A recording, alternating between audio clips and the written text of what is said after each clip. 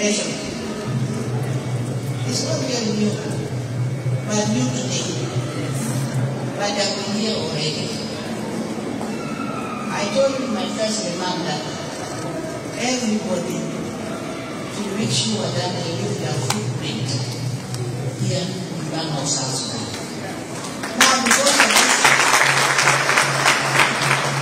Because of these footprints, that's why you see that our father always told you, and then said, you sit here, my son, and then go back again and go to back.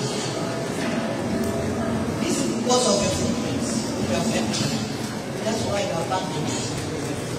Like what David said, Honorable is now for the third time. If it was that bad, it would have been thrown away.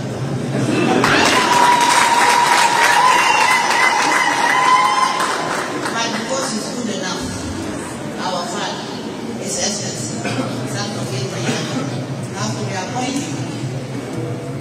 The same thing goes to our Honorable Yana. If it was that bad, it would have been thrown away completely.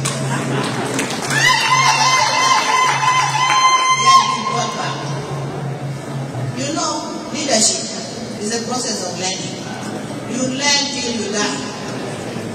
There's no limits. Right now we are old enough to not learn.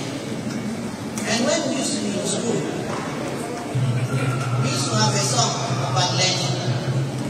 We used to sing that, cry on in learning. We have to cry on learning every day.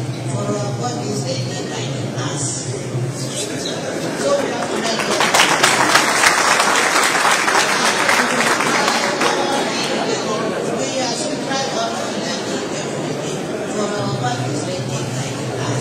God is here with us. Amen. God is always with us. So, the three of us here, we are going to work as a team. And we shall keep on trying to learn from you guys. You know, learn is two ways. You learn from the young ones, and the older ones also, the children also learn from them.